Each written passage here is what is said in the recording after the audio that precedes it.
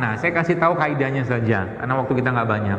Kaidah-kaidah supaya apa? Tubuh kita ini bisa restoring lagi, dia bisa memperbaiki dirinya. Jadi kalau Anda mau sehat, berarti kaidah awalnya apa?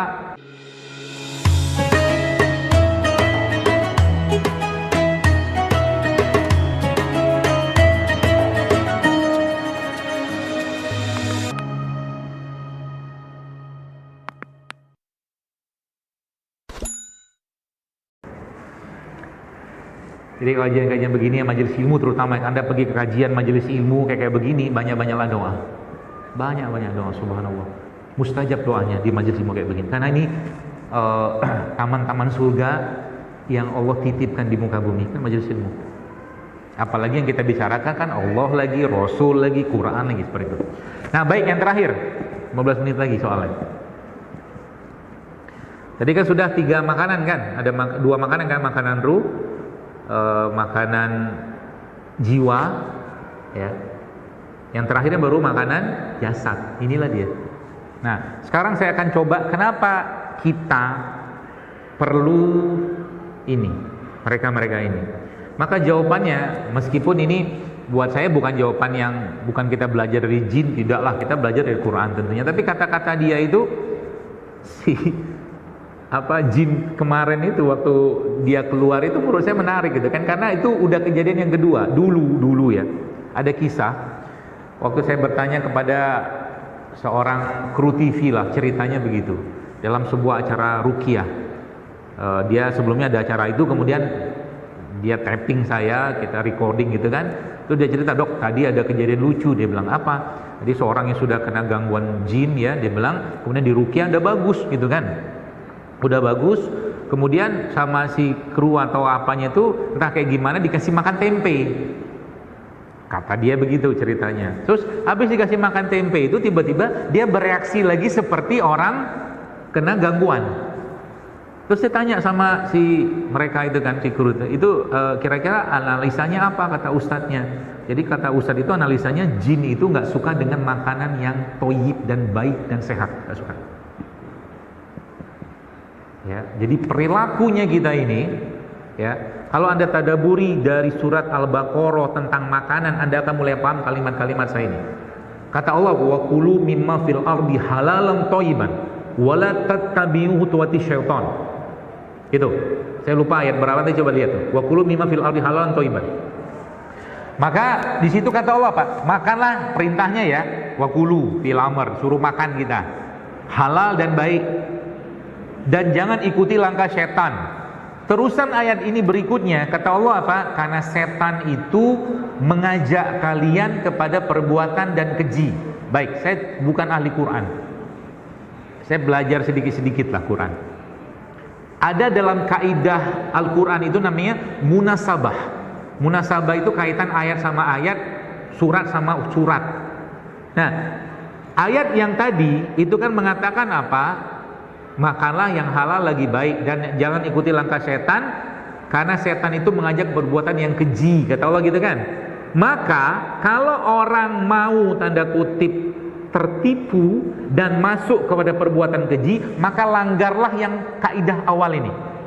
Kaidahnya tadi apa? Berarti kalau dia mau mengerjakan perbuatan keji dan mengikuti langkah setan, maka makanlah yang tidak halal, makanlah yang tidak toyib. Itu kaidahnya. Ya. Makanan itu kata Ibnu Qayyim Al-Jauziyah itu mempengaruhi emosi dan perilaku seseorang. Kita dilarang katakanlah makan babi, karena babi itu punya perilaku begini. Kita dilarang makan hewan bertaring. Haram kita makan. Kita dilarang makan hewan yang berkuku tajam, dilarang. Kenapa? Ada karakter-karakter mereka itu yang kita nggak boleh ada. Maka yang kita dibolehkan Pak, ini sapi lah, kambing lah, ayam segala macam itu kita boleh, hewan laut semua boleh, gitu. Kenapa? Dia mempengaruhi perilaku kita. Maka zaman sekarang kalau bicara tentang good food is good mood gitu kan, atau mungkin bicara real food, Quran itu sudah lama ngomong tentang itu, sudah lama, ya. Tapi kita perlu tahu yang perlu kita makan itu apa. Nah, saya kasih tahu kaidahnya saja, karena waktu kita nggak banyak. Kaidah-kaidah supaya apa? Tubuh kita ini bisa restoring lagi, dia bisa memperbaiki dirinya. Jadi kalau Anda mau sehat, berarti kaidah awalnya apa? Perbaiki ruh yang pertama. Kalau perbaiki ruh, maka otomatis kita akan bicara perbaiki iman kita kepada Allah Subhanahu wa Ta'ala. Sehingga ruhnya kita, ya, ruh lah mungkin ya, jiwanya kita itu seperti Allah gambarkan dalam surat Ibrahim itu loh. Ya, orang-orang yang mengucapkan la ilaha illallah Muhammadur Rasulullah itu Allah katakan apa?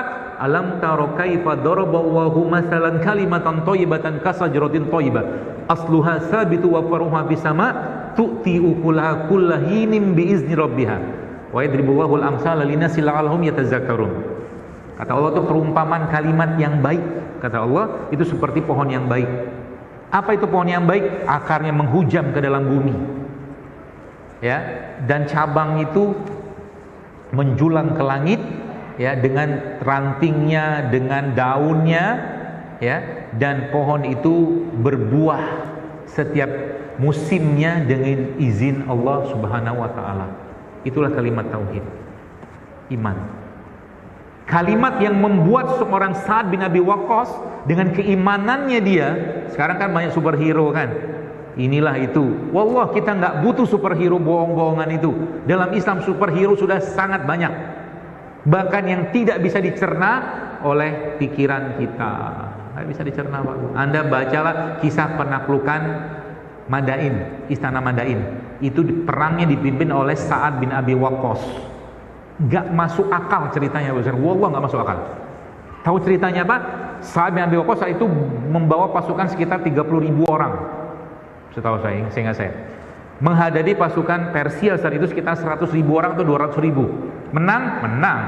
Menariknya episode awal di pagi itu diawali dengan apa? 30.000 pasukan ini harus melewati satu sungai, yang sungai itu lagi deras-derasnya. Di depan sungai itu Sa'ad berteriak, ikutin kata-kataku, kata Sa'ad bin Abi Waqqas radhiyallahu anhu, dan lakukan apa yang aku kerjakan, katanya. Dia berteriak Allahu Akbar, Allahu Akbar, la haula wala quwata illa billah. Dan 30.000 pasukan yang pakai unta itu semuanya berjalan di atas air. Itu superhero. Sampai sana nggak usah berantem. Pasukan-pasukan Persia itu, ini jin semua nih, dia bilang. Nggak jadi berantem, nggak jadi perang. Makanya kalau Anda lihat kisah sekarang di perangnya Palestina ini, Hamas ya dengan Israel, ya, Natullah alaih itu, Yahudi itu, Abu Ubaidah itu kan sudah bilang, kata dia apa? Ya, tembok-tembok Israel itu seperti sarang laba-laba yang rapuh, dia bilang. Coba lihat. Tank-tank mereka yang luar biasa, mahal, paling bagus dunia, cuman pakai roket yang kelasnya kelas UKM, hancur. Itu iman. Orang-orang yang dulunya melempar batu, ya. Intifadah itu kan, sekarang mereka bukan lempar batu lagi. Allah yang membuat mereka mampu melemparkan roket-roket yang subhanallah, sekelasnya tembok yang katanya paling canggih di dunia, Iron Dome segala macam, habis semua sama itu. Itu iman, menancap ke dalam bumi. Dan lihat kalimat-kalimat anak-anak di Gaza itu bukan kalimat sembarangan. Itu kalimat dari orang yang terbina imannya mereka dari awal. Maka dia bilang, bapak saya di surga, sampai ketemu di surga. Itu bukan sehari dua hari terbina. Wallah, nggak sehari dua hari terbina. Lama itu terbinanya. Terbangun itu dengan pendidikan Islami di keluarga mereka. Sebagaimana juga Israel itu, baru sekalian, membangun kebencian luar biasa terhadap kaum muslimin di Palestina, sehingga mereka nembakin orang Palestina, nembakin kaum muslimin, buat mereka kayak nempuk nyamuk. Dan itu sudah diajarkan dari TK. Coba. Jadi Anda nggak perlu kita menangisi mereka, tangisilah kita. Apa yang kita tangisi? Mereka bisa membangun iman kayak begitu, kita masih mikir ini mereka yang mati-mati syahid semua, dibunuh sama Yahudi kan, syahid insya Allah. Yang kita pikir itu iman kita dengan adanya perang ini tuh di level mana sebenarnya? Gitu. Malu lah kita sebenarnya, malu. Ya, belum jadi orang. Ya samalah kita, saya, Anda semua ya. Seperti itulah. Baik. Jadi halal baik kan gitu kan perintahnya kan. Sehingga apa? Maka kaidahnya apa? Perbanyaklah makanan-makanan yang tanpa olahan Anda makan tiap hari. Itu kaidahnya. Tanpa olahan, kalau bisa ya, kalau bahasa itu yang dikupas tapi bukan dikemas. Ya kan, buah-buahnya kan dikupas kan. Itu tiap hari. Masukin tuh. Ya, banyakin makan makanan yang tidak banyak bahan-bahan pengawetnya, sintetiknya ya. Mungkin kayak gini lah, misalkan ya apa tuh namanya, buah-buahan kayak begini kan, ruhnya sudah diperbaiki, jiwanya diperbaiki. Nah sekarang masuk ke bab ini, makanya ini tuh sebenarnya bab yang paling akhir, tema yang paling akhir. Artinya apa? Kalau orang sudah pada satu tingkat keimanan yang bagus, keyakinan yang bagus, maka mintalah dia sama Allah, ya Allah, dengan kekuasaanmu, dengan kebesaranmu, dia ruqyah air ini, dia minta ya Allah sembuhkan sakitku, sembuh lagi. Nggak perlu pakai kunyit putih. Kan kalau orang-orang soleh begitu. Nabi Ayub sembuhnya pakai apa? Air loh. Hanya air. Kata Allah apa? Injakkan kakimu di tanah, kata Allah. Maka muncullah mata air yang subhanallah, air itu sekalian diminum oleh Nabi Ayub, ya.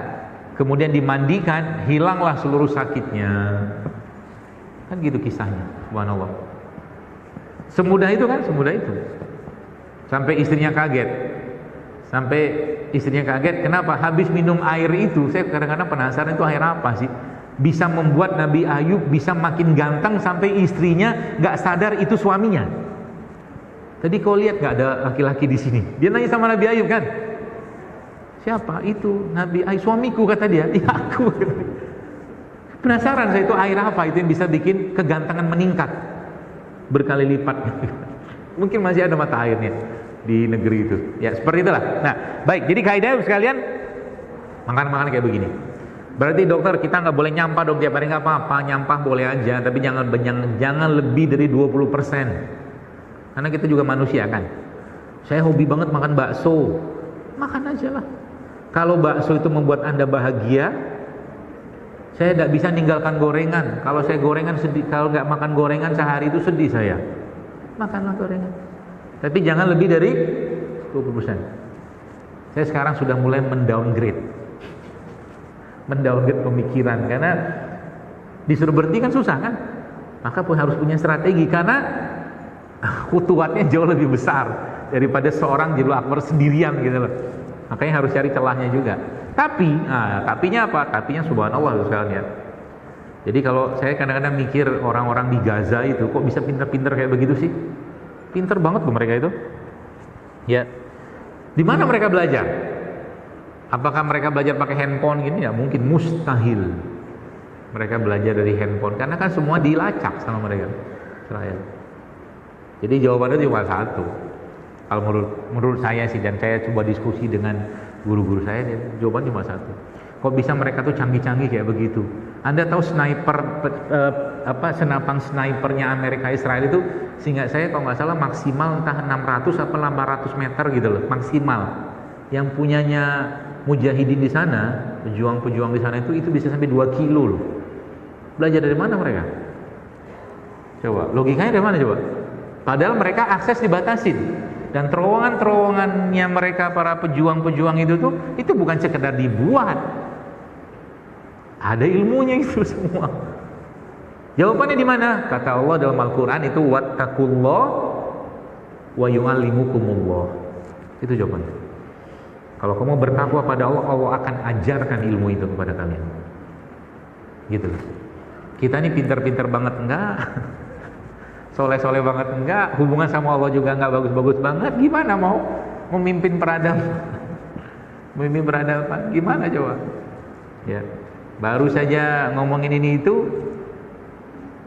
takut akunnya diambil, disuspend atau di-ban, nggak berani ngomong lagi, misalkan begitu.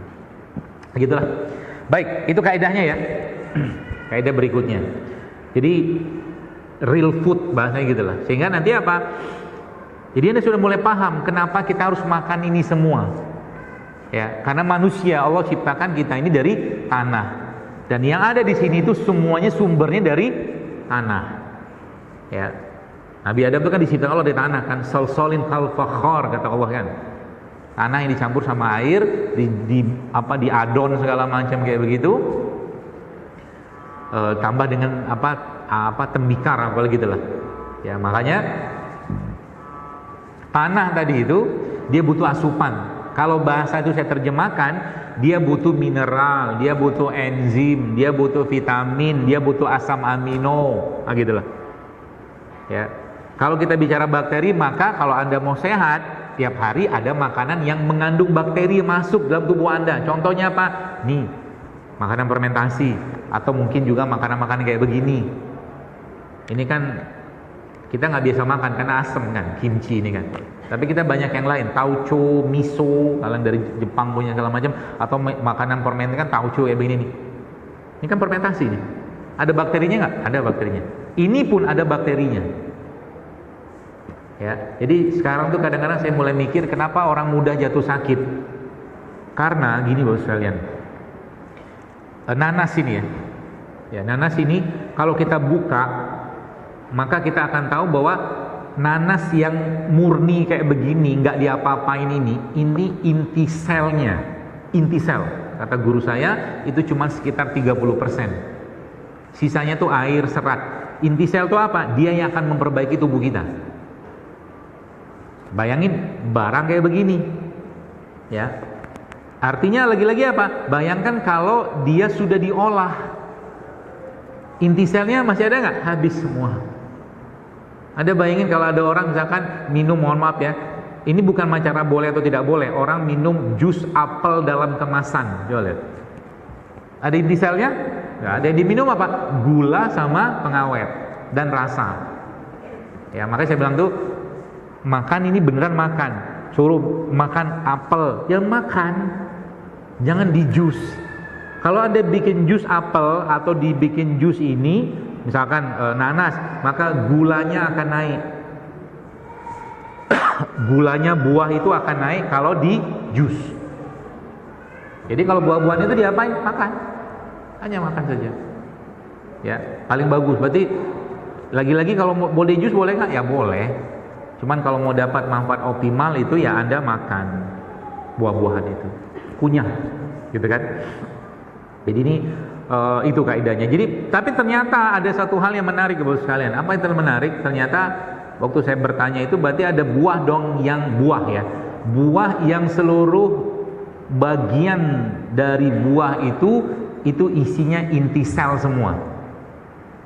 Anda tahu apa nggak? Ternyata buah itu kata beliau adalah kurma. Isinya inti sel semua. Barokahnya kurma itu kayak begitu. Ya. Maka dalam sebuah hadis Nabi sampai katakan, rumah yang di dalamnya ada kurma, maka rumah itu tidak akan kelaparan karena barokahnya kurma. Simpan kurma di rumah. Jangan hanya Ramadan doang. Tiap hari dimakan. Kalau enggak ya makanan-makanan baik lain sama.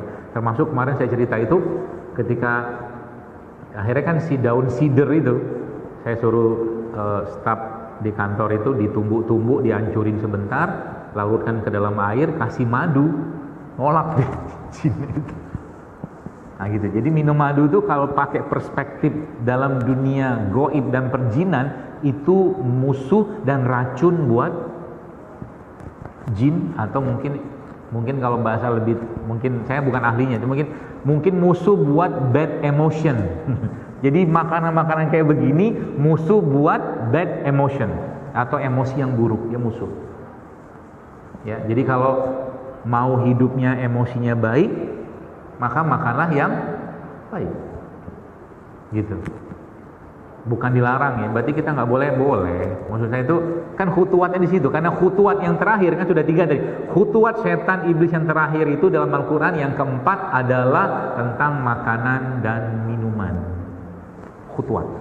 Khutuwat tadi apa? Renstra. Dia punya berbagai macam cara, rencana strategis untuk apa? Untuk merusak makanan dan minuman kita supaya ibadah kita tidak baik, tidak bagus, tidak sempurna, macam-macam lah dia punya kerjaan tuh. Siapa yang ngomong gitu? Al-Quran. Gitu. Jadi hati-hati, ya. Karena lagi saya sampaikan, ya urusan makan seperti ini tuh ya, masya Allah ya, bukan hal sederhana. Ya. Kita belajar yang lain, tentunya wajib tentunya ya. Kita pelajari ilmu agama, tapi yang hal-hal seperti ini kita nggak pelajari juga sayang. Ya. Justru malah sebagian besar hidup kita itu lebih banyak urusan makan. Ibadah ya paling maksimal 5 kali sehari. Ya, kita makan sehari mungkin lebih dari 5 kali itu gitu loh. Ya, seperti itu. Ya, jadi tadi saya jelaskan ya ada bakteri, berarti masukkan dalam daftar menu Anda tiap hari makanan-makanan yang mengandung bakteri atau minuman-minuman yang mengandung bakteri. Contoh makanan yang mengandung bakteri apa? Tadi sudah jelaskan. Tempe, kimchi, miso, tauco, apalagi itu, yogurt.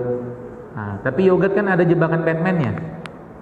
Tahu jebakan Batman yogurt apa? Gula.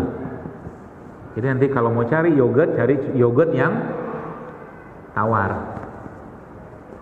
Masukin madu ke situ. Ya. Nah, Allah Subhanahu wa taala Bapak sekalian menyiapkan semua ini ya, lagi-lagi ya buat kita. Anda lagi butuh, lagi nggak bersemangat, lagi nggak berenergi, pakai ini asam amino di sini. Kelapa ini kan air dia kan isinya asam amino. Itu asam amino itu apa? Bahan bakunya gennya kita. Ya, kurang lebih gitulah. Supaya dia lebih powerful lagi. Nah, nih contoh nih ya. Anda minum air kelapa begini, kan dibuka nih. Masukin madu di sini. Nih saya kasih resep apa ya? Resep kuat. Kalau lagi badan lagi lemes ya, badan lagi nggak ada tenaga, Anda ambil air kelapa. Mau kelapa tua boleh, mau kelapa muda boleh. Kayak begini nih contohnya, ya. Lalu Anda masukin madu di sini. 2 sendok lah, aduk sebentar, tutup lagi supaya dia larut. Ya. Minumlah kelapa ini dengan setelahnya atau sebelumnya juga Anda boleh minum atau bukan boleh minum. Anda makan telur rebus. Ayam kampung lebih bagus. Ada apa dengan telur? Karena bakteri di dalam air kelapa ini suka dengan albumin. Albumin itu protein yang ada pada telur. Itu. Jadi itu resep kuat. Supaya badannya bertenaga. Masukin madu, aduk, tahan sebentar, makan telur. Nanti cobain deh. Karena selama ini kan habis makan ini makan apa? Gorengan. Nah, ganti sama telur. Ya. Itu ngasih tenaga yang luar biasa ke tubuh kita. Ya. Banyak sebenarnya cara-cara sekalian ya yang kita bisa lakukan supaya tadi ya dia bisa kembali. Termasuk mungkin sedikit lah tentang serat gitu kan. Contoh serat itu apa nih? Ini kan serat nih. Serat ini kan rumput laut ya. Jadi kalau saya lagi pengen serat tinggi ya, kadang-kadang ini tuh saya bikin kayak es campur ala saya. Airnya pakai air kelapa, masukin ke dalam mangkok, potong-potongin buah-buahan, kasih rumput laut, kasih lidah buaya, kasih buah-buahan, kasih madu sedikit. Itu sumber serat dan sumber kebahagiaan. Kok bisa sumber kebahagiaan? Karena serat itu makanannya bakteri dalam tubuh kita, terutama di perut. Serat. Ya. Ibu-ibu yang pengen misalkan rumput laut kayak begini nih, masya Allah ya, pengen jadiin masker, Anda tumbukin, blenderin aja, blenderin nanti kasih madu sedikit ya, atau campurkan sedikit dengan habatus sauda, mau dimakan boleh, mau dibalurin juga boleh. Itu akan jadi apa namanya, kayak lulur ya, mineral, puluhan mineral lulur gitu kan dalam ini rumput laut. BAB lancar, semua lancar ya. Makanya kata guru saya begini, ya mau percaya kaidah ini terserah ya, terserah. Kata dia begini, kan ada tipe orang, ada 2 tipe orang, introvert sama ekstrovert kan. Introvert itu dia nggak suka bergaul, sukanya sama diri dia aja. Dia menikmati dengan kesendiriannya, itu introvert. Ekstrovert sebaliknya, dia menikmati dengan dunia luar. Nah, kita ini bisa berubah sebenarnya, tapi jiwa-jiwa itu defaultnya ada. Ada orang yang memang terbentuk dengan introvert. Jadi Anda sudah mulai paham nanti itu akan perginya ke karakter makanan. Ada orang sukanya kerupuk, nggak suka bolu. Kalau Anda punya mertua yang introvert, maka Anda lebih bagus kirim dia kerupuk kering. Karena introvert itu suka makanan-makanan kering, kata guru saya. Ya. Kalau ekstrovert sukanya yang basah-basahan, bolu, kue, basah-basah gitu. Gitu. Nah, introvert itu karena dia nggak mau berbagi, nggak mau segala macam, yang terjadi apa? Kata beliau, saking nggak mau berbaginya, yang masuk dalam tubuhnya pun, kata beliau, itu susah dia keluarkan. Sehingga orang introvert kecenderungannya sering konstipasi atau BAB-nya tidak lancar tiap hari. Gitu. Ada kan orang, harusnya normalnya ya, BAB itu tiap hari, harusnya. Pagi atau sore atau apalah, pokoknya tiap hari harus ada BAB, harus ada. Kemana makanan itu kalau nggak ada BAB-nya kan? Tapi ada orang kadang-kadang 3 hari, 4 hari baru BAB. Mungkin itu dia nggak ikhlas untuk melepaskan sampah-sampah itu, mungkin. Wallahu a'lam. Ya, seperti itulah. Ya. Makanya saya boleh nyentil ibu-ibu, boleh lah ya dikit ya. Tapi jangan marah ya. Jangan marah ya. Mudah-mudahan Anda semua masuk surga insyaallah. Tapi Nabi kan bilang begini, kata Nabi, aku melihat sebagian besar penghuni neraka itu adalah wanita, perempuan kan. Jangan baper dengan hadis itu. Tapi hadis itu buat saya menjadi sebuah pelajaran. Kenapa? Karena kaitannya adalah kaitan berikutnya dari apa yang junjungan kita, baginda kita, kiai kita, Rasulullah SAW itu sampaikan. Yaitu apa? Kan Nabi katakan, kenapa banyak dari mereka itu sebagian besar penghuni neraka, kata Nabi SAW. Jawabannya karena apa? Karena mereka nggak bersyukur kan, yang pertama. Yang kedua apa? Ya banyak nggak bersyukur, intinya nggak bersyukur. Dan di situ akhirnya Nabi memberi solusi kepada kaum wanita itu, kata Nabi, maka oleh karena itu wahai kaum wanita atau wahai perempuan, kata Nabi, perbanyaklah istighfar dan perbanyaklah bersedekah. Jadi sedekah itu sebenarnya caranya kita untuk melepaskan hak kepemilikan yang Allah berikan dalam diri kita, entah harta apa segala macam. Supaya apa? Hilang apa? Bakhilnya. Berarti bakhil itu penyakit nggak? Jelas bakhil itu penyakit. Kenapa saya katakan itu penyakit? Karena Nabi SAW sudah jelaskan, Allahumma inni a'udzubika minal hammi wal hazan, yang surya wa a'udzubika minal jubni wal bukhl. Ada kan Nabi bilang, Nabi berlindung kepada sedih, takut, malas, pengecut, dan pelit. Berarti pelit itu penyakit. Takut itu penyakit, takut juga penyakit. Ya. Zaman-zaman sekarang ini kan orang semua takut. Semua ditakutin. Rezeki takut, jodoh takut, apa takut, semua takut. Dengan Yahudi pun takut. Wallah takut loh. Padahal Al-Quran sudah ngomong, ya, cara ngatasin Yahudi itu dengan cara apa? Bikin mereka takut. Karena takut itu musuh mereka. Makanya di surat Al-Hasyr itu Allah jelaskan, sehingga nanti yang apa yang terjadi, mereka akan, Yahudi maksudnya, Yahudi itu akan membakar rumah-rumah mereka sendiri karena ketakutan. Gak usah dilawan karena mereka nggak ada apa-apanya. Ya, seperti itulah. Jadi penyakit tadi itu ya minta ya kepada Allah agar dihilangkan, bakhilnya dihilangkan, takutnya dihilangkan, malasnya dihilangkan, pengecutnya dihilangkan, supaya apa? Jiwanya tenang. Dan dia bisa milih mikir. Kita sudah tahu, Anda sudah tahu mana, saya tanya, tes. Bapak Ibu, kira-kira kalau saya tanya begini, Bapak Ibu paham nggak kira-kira mana makanan sehat sama makanan tidak sehat? Kalau saya tanya gini, kira-kira jawabannya paham atau tidak paham? Paham nggak? Nah, contoh nih, kalau saya tanya, saya bilang sama Anda, kira-kira makanan cepat saji seperti kentang-kentangan, burger-burgeran, atau mungkin apa, sosis, nugget, itu masuk makanan sehat atau tidak? Udah paham kan? Masih diajarin lagi sebenarnya kan? Pertanyaannya, kenapa dimakan? Kan gitu kan? Masuk tuh dalilnya, khutuwat tadi, nafsu tadi, kan gitu kan? Jadi nggak usah diajarin, sudah paham sebenarnya. Karena kita itu ada fitrah, paham kita. Saya nggak usah jelaskan bahwa yang namanya air kelapa itu sehat, nggak usah saya jelaskan, Anda paham ini sehat. Nggak usah kasih data bahwa air kelapa itu asam amino, nggak perlu. Kita tahu kita sehat. Tapi untuk melakukan atau kita merutinkan atau mungkin kita membiasakan minum air kelapa, susah nggak? Susah. Sama juga dengan kalaulah saya, ya sudah habis. Ya.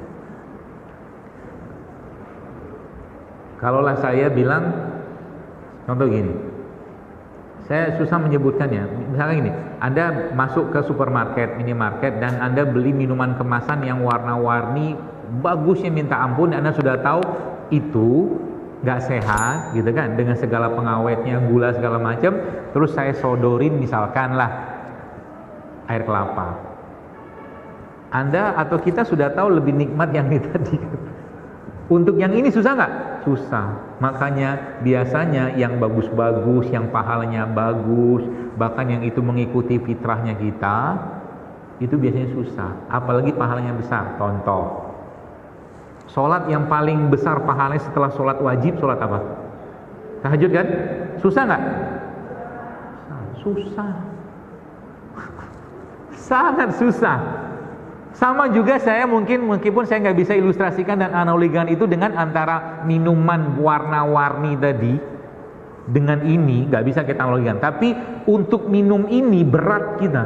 Sama juga dengan nyuruh orang minum kunyit jahe dibandingkan suruh dia beli es ini es itu, lebih mudah nyuruh dia yang itu kan. Nah, nanti disitulah dimasukkan kaidah. Kaidahnya apa? Banyak kaidahnya. Salah satunya apa? Bagaimana caranya supaya saya mengajak Anda bisa rutin makan atau minum jahe, kunyit, lengkuas, serai tiap hari? Caranya gimana? Nah, saya akan belajar dari Quran caranya. Caranya gimana? Jelas saya tidak akan masukkan, misalkan ini air jahe atau air kunyit yang biasa mungkin yang jualan jamu gitu kan, sudah tahu tuh. Kalau sudah pakai gelas itu kita sudah akan paham ini minum jamu, dan yang namanya jamu apa? Pahit, gak enak buat orang tua. Identiknya begitu kan? Maka Anda harus putar otak bagaimana Quran bicara tentang itu, bagaimana si jahe ini, kunyit ini, ya, itu kita bisa samarkan dengan sesuatu yang kekinian, dengan rasa yang enak supaya bisa dimakan orang. Itu ada ilmunya lagi tuh. Contoh, sekarang jujurlinya kalau saya suruh Anda makan satu mangkok sayur berbagai macam, 2-3 macam sayur, kira-kira bisa nggak Anda habisin? Nggak bisa, susah makan sayur, serius, saya susah. Caranya gimana supaya sayur ini bisa kita makan? Anda harus kasih rasa yang enak, Anda harus sajikan di tempat atau di mangkok atau apa yang orang itu nggak merasa dia sedang dipaksa makan sayur. Makanya saya uji coba itu di kafe saya di Jakarta. Nanti kapan-kapan jatah main. Namanya kafe JSR. Saya coba semua orang itu kafe lab. Sebenarnya itu lab buat saya. Akhirnya yang terjadi apa? Saya bikin kunyit, saya bikin apa segala macam, tapi tidak pakai kemasan kayak jamu-jamuan itu, dia kekinian. Yang pertama. Yang kedua apa? Saya bikin makanan-makanan yang semuanya makanan sehat semua, bahkan sayurnya juga itu masya Allah kita kasih berbagai macam toppingannya sehingga orang nggak serah dia sudah makan sayur yang sehat, sehingga kadang-kadang, bukan kadang-kadang, sayur dengan mangkok yang gede isinya 3/4 penuh habis. Bagaimana orang bisa makan itu? Dengan dressing yang enak. Itu kaidahnya. Bisa? Alhamdulillah, Masya Allah, bismillah, ternyata bisa. Nah itu Quran yang ngajarin. Jadi kalau Anda mau ngajakin hidup sehat, makan sehat dengan gaya biasa, nggak bisa. Harus pakai strategi lebih tinggi di atas rata-rata. Kenapa? Karena setan, iblis, dan jin-jin itu nggak mau manusia itu makan sehat. Itu poinnya. Ya, harus putar otak sedikit. Ya. Sebagaimana orang-orang begitu bangga luar biasa minum minuman kekinian yang gak ada sehat-sehatnya, Anda harus muter otak bagaimana cara membuat orang bisa minum jahe, kencur, temulawak dengan bangga sebagaimana mereka minum soda. Kenapa? Masuk futuwat dia soalnya. Harus ada ilmu lagi tentang itu untuk kita bisa kalahkan mereka. Seperti itu. Oke, saya kira mungkin itu sekalian ya, mudah-mudahan cukup dan ada waktu beberapa menit ke depan kita tanya jawab. Teknisnya seperti apa? Mungkin seperti apa nih? Nggak tahu saya. Apa pakai kertas atau apa? Mana MC-nya? Ya, baik. Terima kasih Dr. Dewan. Berikutnya adalah sesi tanya jawab Bapak Ibu sekalian. Yang ingin tanya silakan katakan, nanti ada bantuan ini untuk memberikan mikrofonnya. Ya, Bapak. Satu dulu. Silakan. Pertama kali bisa satu memberikan mikrofon. Perkenalan Bapak ini namanya siapa? Dari mana? Surabaya. Ya, Bapak. Pakai dari dulu. Silakan, Pak.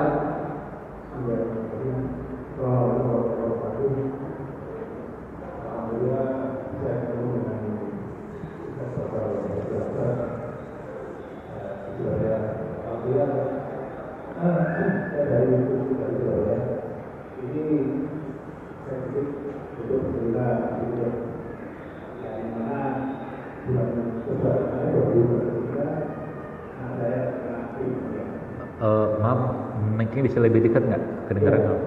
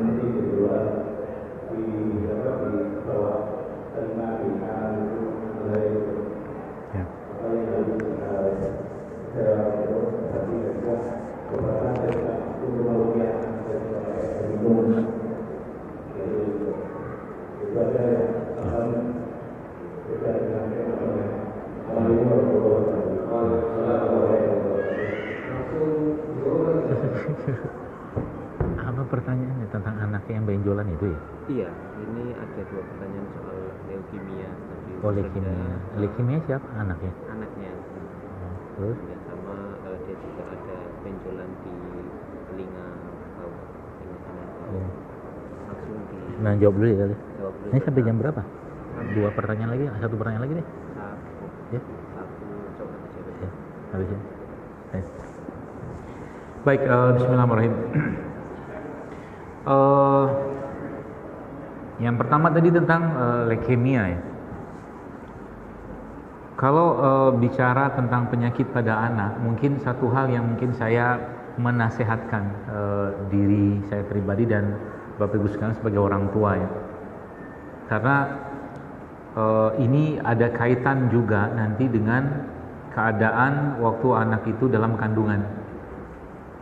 Karena ketika lahir dan dia sudah terdiagnosa misalkan leukemia, itu biasanya ada hal-hal yang sifatnya entah itu asupan kasih sayang, asupan apa yang harusnya anak itu dapatkan tapi tidak didapatkan. Dan itu bukan suatu hal yang buruk, yang namanya juga manusia ya. Jadi maksud saya nanti Bapak coba muhasabah ya. Kira-kira waktu dia hamil, waktu istri hamil itu mungkin pasti banyak hal-hal yang mungkin kita kurang sebagai seorang suami, sebagai seorang ayah. Nah itu minta sama Allah untuk diampuni, itu yang pertama ya. Dan ini bukan aib, kita semua pernah melakukan kesalahan ya. Jadi mungkin nggak disapa anak itu atau apalah gitu kan, atau mungkin sentuhan buat dia juga kurang misalkan. Nah itu minta, karena hal yang sudah terjadi kan kita nggak bisa ngapa-ngapain, cuman kita bisa minta ampun, minta maaf sama Allah, dan sampaikan kepada anak ini dalam bentuk pelukan, kasih sayang, bahkan minta maaf. Itu juga bagus banget untuk dikerjakan. Peluk dia erat-erat dan sambil Anda doakan dia ya, itu kalau bisa dijadikan sebagai agenda rutin tiap hari. Itu sangat baik dalam memperbaiki kejiwaan anak ini ya. Lalu yang kedua, ditambah mungkin Bapak nanti ya sholat taubat, minta ampun, berdoa ya, mungkin ikhtiar-ikhtiar langit yang lainnya. Itu justru menurut saya yang paling utama dikerjakan dulu. Baru masuk yang poin yang kedua. Leukemia ya tentunya bukan penyakit yang tidak bisa disembuhkan. Itu yakinin dulu supaya kita ada harapan sama Allah Subhanahu wa taala ya. Sehingga dengan cara seperti ini ya muncul harapan kita bahwa itu bisa sembuh, dan perkara sembuhnya kapan itu urusannya Allah. Ada beberapa biasanya yang saya sampaikan kalau kaitannya sama leukemia itu yang biasanya bisa dipakai untuk terapi ya, untuk leukemia. Salah satunya itu mungkin Bapak pernah tahu daun tapak darah. Tapak darah tahu? Yang kayak payung itu loh. Daunnya bulat, ada payungnya. Terus kadang-kadang warnanya ada ungu. Nah itu nggak usah daun tapak darah itu namanya. Kalau yang setahu ini. Nah itu yang Anda pakai nanti, Anda ambil daunnya sama tangkai-tangkainya itu. Ya, itu yang pernah saya pelajari gitu kan. Itu daun itu mengandung bahan yang memang Allah ciptakan di situ, bisa dipakai untuk ini. Ya. Tapi yang lain seperti apa caranya? Ya tetap artinya kita bukan cuma satu ramuan saja. Ya, itu bisa Anda pakai. Kemudian tadi Bapak sebutkan ada daun kelor ya. Daun kelor sebenarnya satu daun ya yang saya takjubnya luar biasa, masya Allah, karena memang dia banyak sekali kandungan asam aminonya. Bahkan kalau kita buka, dan saya pernah baca datanya itu, daun kelornya masya Allah kandungan-kandungannya itu mirip-mirip sama minyak zaitun. Asam aminonya, enzimnya, proteinnya banyak sekali ya. Jadi orang sering bilang itu tuh healing leaves, daun penyembuhan ya, daun kelor itu ya. Cuman kita kan biasanya nggak terlalu banyak kita kelola kan, kita paling mentok-mentok di sayur doang. Tapi kalau luar negeri itu dibikin serbuk, bahkan buat masker juga bisa ya, daun kelor itu bisa juga Anda pakai. Itu yang kedua. Kalau mungkin yang ketiga juga hal-hal yang atau mungkin produk rimpang-rimpangan yang memang juga bisa kita gunakan untuk mengatasi perkembangan sel-sel yang tidak baik ya. Misalkan Bapak pakai kunyit putih, kunyit kuning, itu juga bisa tuh. Ya untuk anak secukupnya nanti tentunya ya, dosisnya nggak usah terlalu banyak juga. Itu yang keberapa? Ketiga. Selanjutnya mudah-mudahan ingat ya, karena Bapak nggak nyatet juga kayaknya. Yang ketiga, air kelapa tuh Anda pakai. Air kelapa minumkan ke anak tiap hari, campurkan dengan gaya seperti saya jelaskan tadi itu. Apalagi ketika Anda minumkan, Bapak ruqyah dulu airnya. Minimal bacakan Al-Fatihah aja. Ya, karena Al-Fatihah itu adalah surat kesembuhan. Nabi sudah jaminkan atau berikan jaminan kepada kita oleh Allah, minta kepada Allah itu. Dan yang terakhir adalah berikan probiotik. Probiotik itu apa ya? Bakteri ya. Sekarang banyak jual kok. Nanti coba di browsing online banyak jual probiotik, karena probiotik nanti akan menguatkan kerja dari bahan-bahan yang kita tadi berikan ya. Dan beberapa anti kanker yang lain sebenarnya banyak, masih nggak bisa cerita semua. Yang Bapak gampang dapatkan sajalah ya. Mudah-mudahan tadi itu gampang kayaknya ya. Nanti lihat daun tapak darah itu juga bisa Bapak dapatkan. Nah kemudian saya nggak tahu nih benjolan apa sih ya. Karena gini, tubuh kita nih, terutama di daerah tertentu ya, misalkan di lipatan kayak di belakang leher atau di belakang telinga atau di leher sini, atau mungkin di lipatan ketiak ini, selangkangan. Itu ada namanya kelenjar limfe. Nah, kelenjar limfe ini biasanya dia membengkak atau membesar kalau salah satunya itu ada infeksi. Dia kayak alarmnya badan, ya. Jadi biasanya dia akan berkurang atau mengecil sendiri seiring dengan peradangan yang terjadi pada tubuh seseorang itu yang mereda. Ya, kecuali memang dia memang ada, setahu saya tumor tertentu di situ, tumor kelenjar limfe katakanlah gitu, itu lain cerita.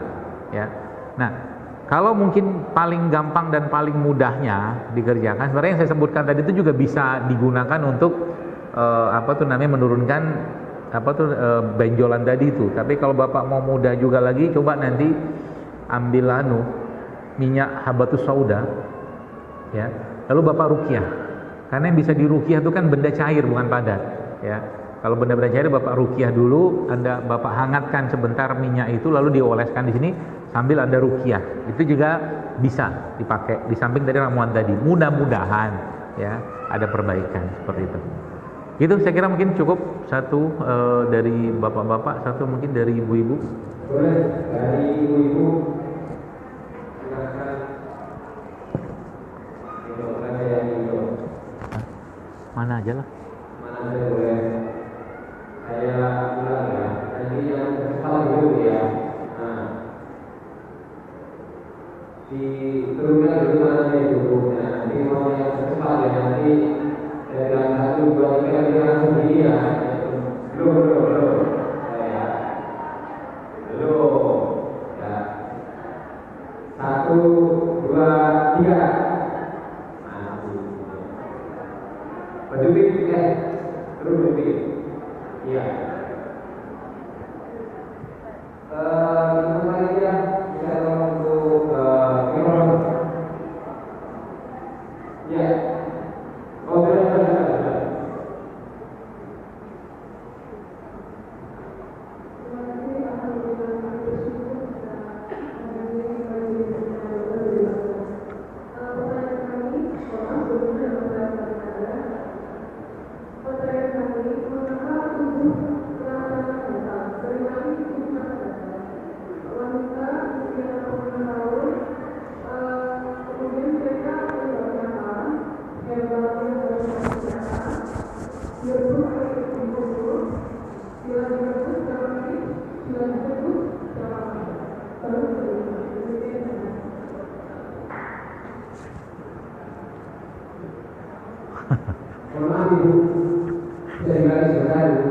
Soalnya speakernya itu ngadapnya ke sana, jadi saya nggak terlalu jelas kedengar. Pertanyaan saya, seorang wanita usianya 60 tahun seringkali merasa tubuhnya gatal. Kira-kira sebabnya apa? Tidak ada penyakit tertentu. Kemudian bila ada gatal, sebabnya apa?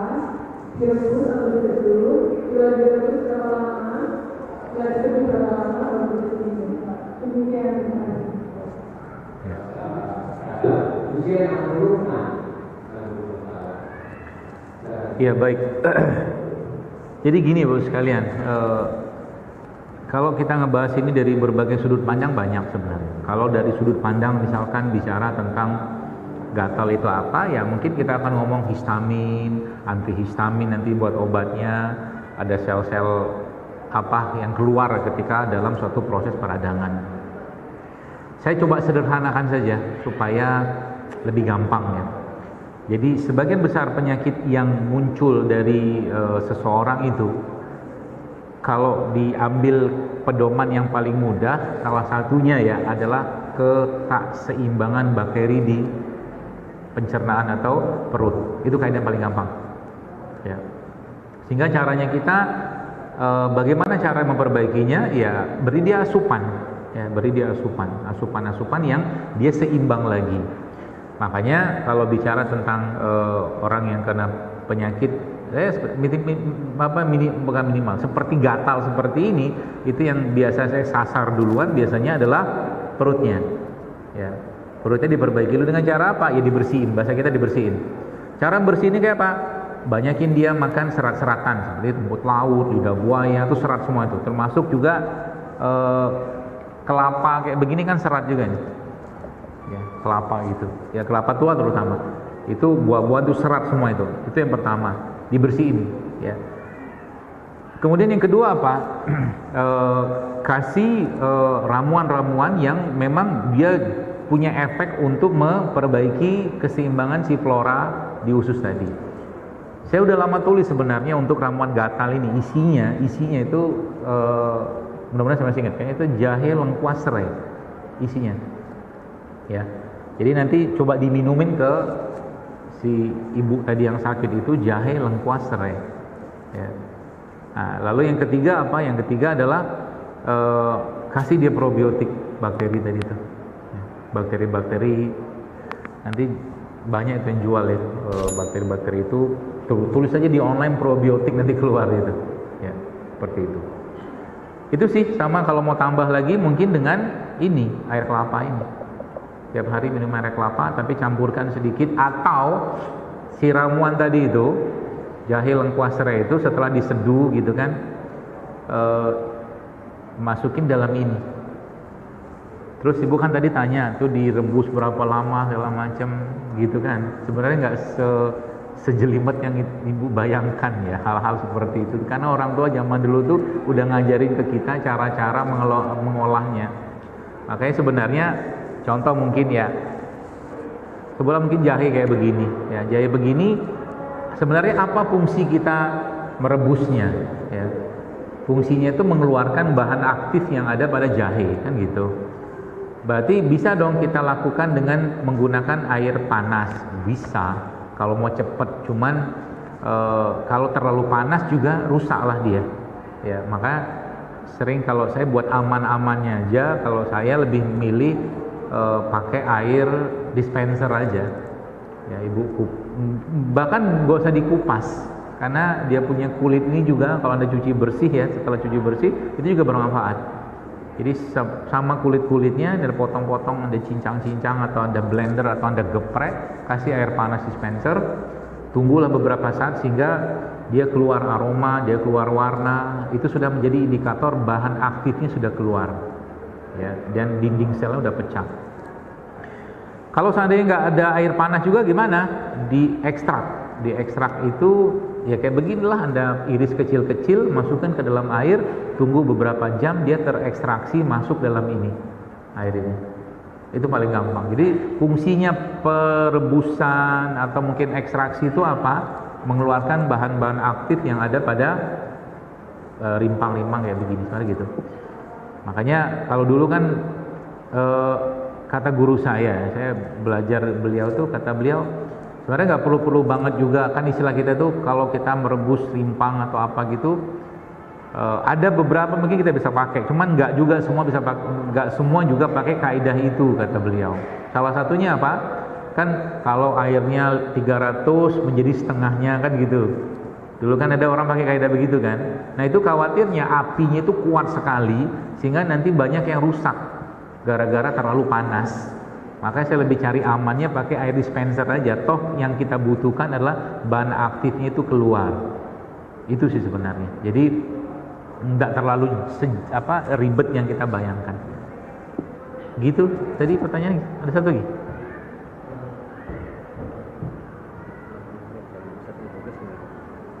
Cukup lah ya? Kenapa? Udah cukup lah. Tidak tambah satu lagi. Tadi ini udah selesai pertanyaannya. Kenapa? Tadi udah selesai kan? Ibu ini pertanyaannya 2, 1 tadi ya? Ibunya udah selesai. Ya udah.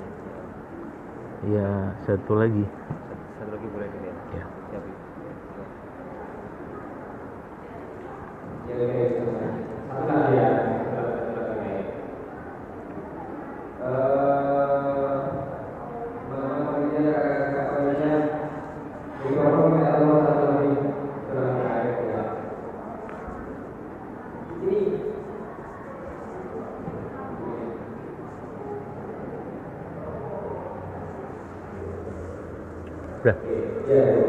Udah.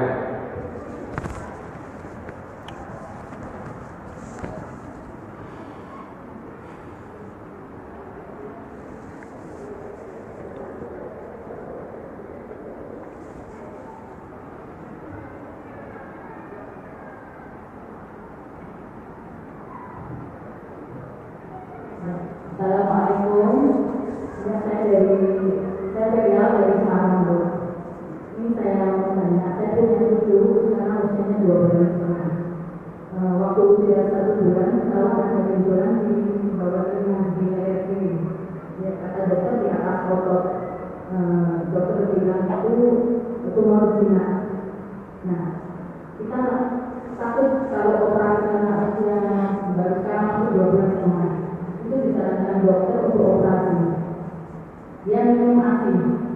Nah, anak saya yang punya baby ini ada diabetes.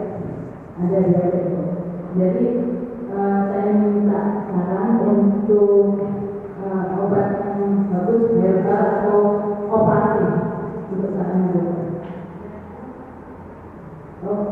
Obat untuk osteoporosis, ramal herbal untuk osteoporosis apa dok? Ibu usia 65 tahun. Osteoporosis. Ya. Obatnya ada dua pertanyaan. Ya. Yang dari bulan itu yang kedua osteoporosis untuk Usia 65 tahun. 65 tahun. Ya. Itu. Ya. Terima kasih ya. Assalamualaikum. Waalaikumsalam warahmatullahi wabarakatuh. Apa tadi yang pertama? Yang kedengaran osteoporosis doang. Yang pertama anaknya usia 2,5 bulan, ada benjolan lagi di Gimana? telinga. Iya, maaf, nggak kedengeran. Soalnya speakernya ke sana semua. Yang pertama saya tanya mengenai anak yang benjolan itu ya. Masih ASI ya? Masih. Ya kalau ASI biasanya saya nggak banyak ngasih ya, khususnya buat anak. Tapi kalau pada terutama yang masih ASI eksklusif, biasanya ibunya aja yang minum, ya ramuan-ramuan yang kira-kira bisa untuk mengecilkan. Misalkan saya nggak tahu ini sebenarnya benjolan kayak apa, karena kan benjolan di tubuh kita tuh banyak, ada benjolan karena tumor, karena lemak, ada benjolan karena peradangan, macam-macam. Saya nggak tahu. Cuman kalau pukul rata, saya kan nggak lihat juga. Kalau pukul rata mungkin saran saya si ibunya tadi coba mungkin rutinin mini aja, minum apa tuh namanya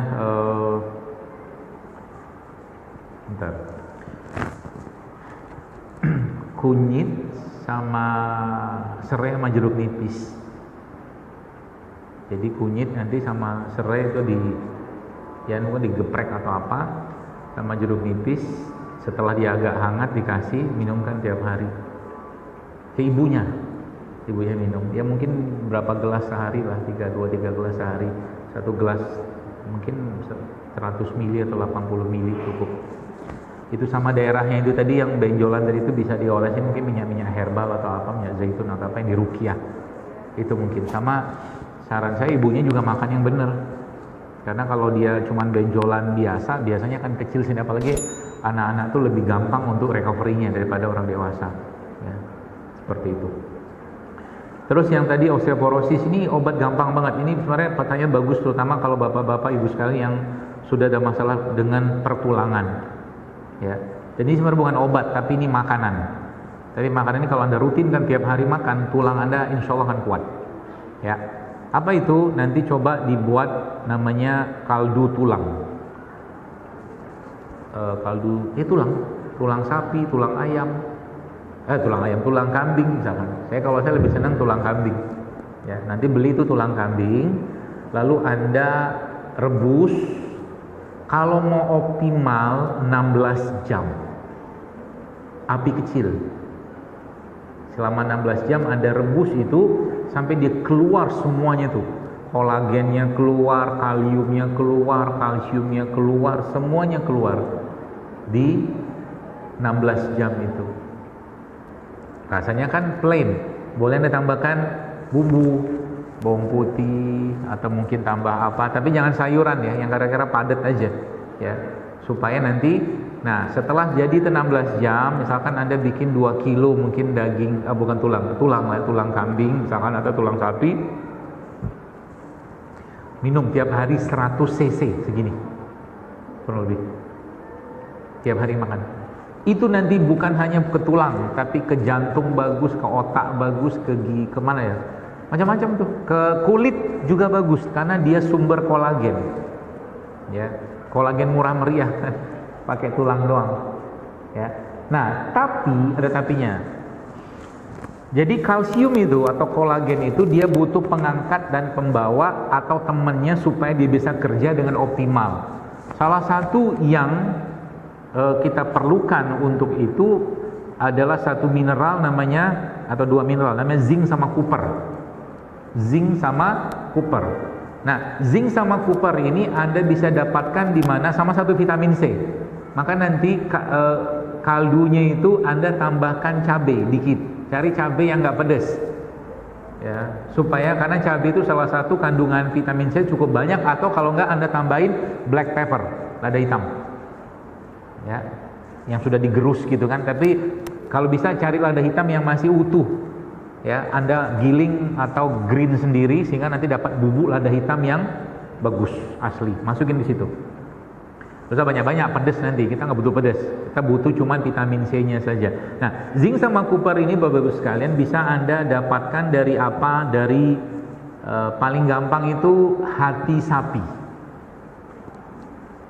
Ya, berarti caranya gimana? Kalau mau mudahnya, ya berarti Anda punya stok hati sapi atau hati kambing juga nggak apa-apa. Saran saya sih mungkin tidak usah dimasukkan ke dalam kaldu tadi, tapi sudah Anda mungkin rebus atau apa. Nanti kalau Anda lagi mau minum ini, dia harus ada temannya. Teman zinc coppernya itu ada di hati sapi. Jadi hati sapi sudah ada kukus, sudah Anda rebus segala macam.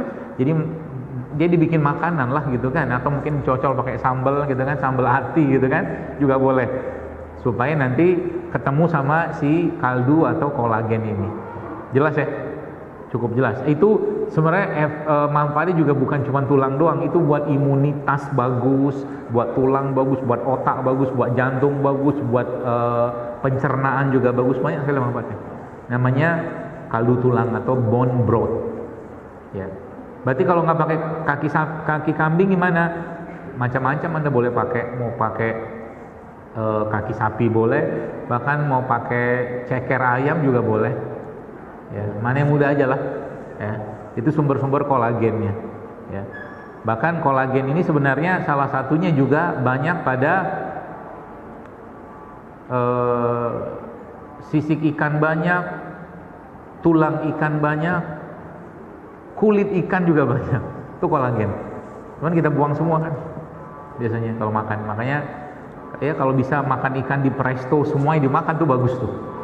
Ya, sama juga dengan ceker ayam dari itu, kolagen juga banyak. Buat tulang itu oke. Tapi minumnya agak banyak. Jadi kayak seperti minum inilah air kelapa gitu. Ya. Dan biar ada rasa, ya Anda tambahkan bumbu lah. Atau kalau enggak Anda campurkan ke makanan atau lauk. Ya, itu makan tiap hari. Mudah-mudahan 2 mingguan atau sebulan paling lama tuh insya Allah perubahan. Asal makannya benar.